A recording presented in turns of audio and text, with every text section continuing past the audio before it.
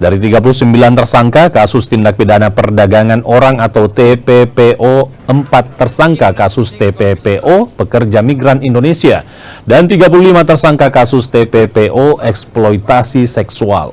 Bagi pekerja migran Indonesia, para tersangka menawarkan pekerjaan sebagai buruh kebun sawit atau asisten rumah tangga dengan gaji tinggi di Malaysia.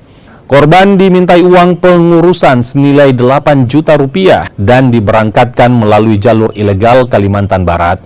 Sementara eksploitasi seksual modusnya menawarkan korban pada pria hidung belang dengan tarif mulai Rp300.000 hingga Rp5 juta. Polisi juga menyita sejumlah barang bukti berupa sejumlah handphone, paspor, tiket pesawat, hingga uang tunai Rp5 juta. Para tersangka kini terancam hukuman 3 hingga 15 tahun penjara dan denda 600 juta. Sudah melakukan penyidikan sebanyak 36 kasus terkait dengan TPPO. Di antaranya 6 yang dilakukan oleh Polda, yaitu Ditreskrimum, terus kemudian 30 dilakukan oleh Polres Jajaran.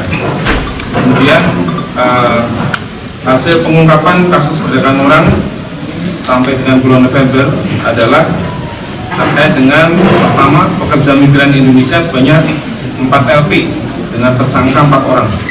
Bisa lihat di belakang. Kemudian barang bukti berupa 1 buah handphone dan kemudian juga dokumen berupa surat tugas, paspor, tiket pesawat Citylink, KTP dan lain sebagainya.